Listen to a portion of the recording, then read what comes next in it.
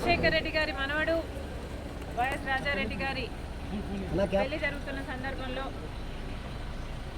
చాలామంది ఇన్వైట్ చేస్తున్న రాజకీయ నాయకుల్ని, అందులో భాగంగానే చంద్రబాబు గారిని కూడా పెళ్లికొచ్చి వాళ్ళని ఆశీర్వదించాలని కోరడం జరిగింది.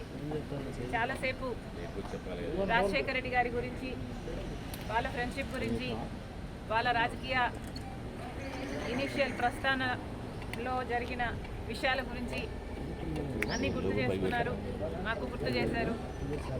చాలాసేపు మాట్లాడడం చాలా సంతోషం అనిపించింది. వచ్చి ఆశీర్వదిస్తామని మాటించారు.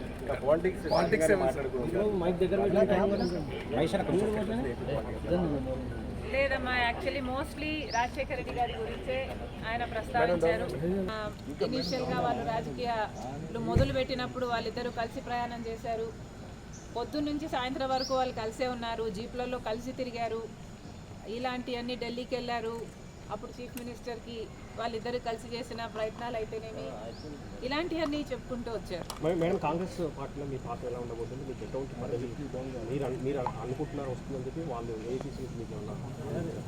కాంగ్రెస్ పార్టీ ఏ పదవి ఇవ్వాలి, ఏ బాధ్యతలు ఇవ్వాలి అనేది కాంగ్రెస్ పార్టీ ప్రెరోగేటివ్.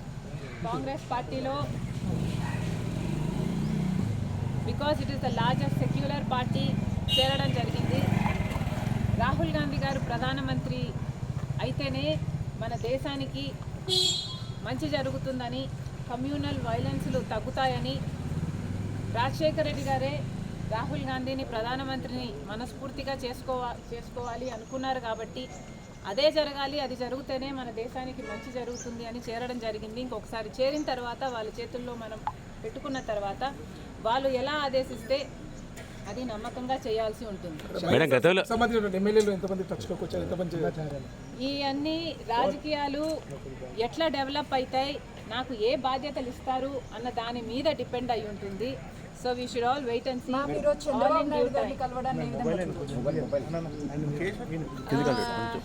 చంద్రబాబు గారిని చూడడాన్ని ఏ విధంగా కలవడం ఏ విధంగా చూడొచ్చు అంటే, మామూలుగానే ఒక ఫ్రెండ్లీ ఎన్వైరన్మెంట్లో అందరం చూస్తే బాగుంటుంది. నేను లోకేష్ గారు ఒక ట్వీట్ నాకు రిప్లై చేశారు. ఆ సందర్భాన్ని కూడా రాజకీయంగా చూడకండి. చంద్రబాబు గారికి ఒక క్రిస్మస్ కేక్ మాత్రమే పంపడం జరిగింది. ఒక కేకే కదండి, ఆ కేక్ అంటే మేడం ఇప్పుడు మేడం ఈ చర్చ అంటే ఏంటంటే, లెట్ మీ ఫినిష్. ఆ కేక్ కూడా మేము ఒక చంద్రబాబు గారికే పంపలేదు, ఇక్కడ కేటీఆర్ గారికి, కవిత గారికి, హరీష్ రావు గారికి, ఇట్లాంటి వాళ్ళకు కూడా పంపడం జరిగింది. యాక్చువల్లీ ద బ్యాక్గ్రౌండ్ ఈస్, రాజకీయాలు అన్నది జీవితాలు కాదు, రాజకీయం అన్నది మా ప్రొఫెషన్. మేము ప్రజల కోసం చేస్తున్న ఒక సర్వీస్. ఆ క్రమంలో మేమందరము ఒకరిని ఒకరు మాటలు అనుకుంటుంటాం. మేము రాజకీయ ప్రత్యర్థులం కాబట్టి అనుకోవాల్సి వస్తుంది, అనాల్సి వస్తుంది. అలాంటి బిటర్నెస్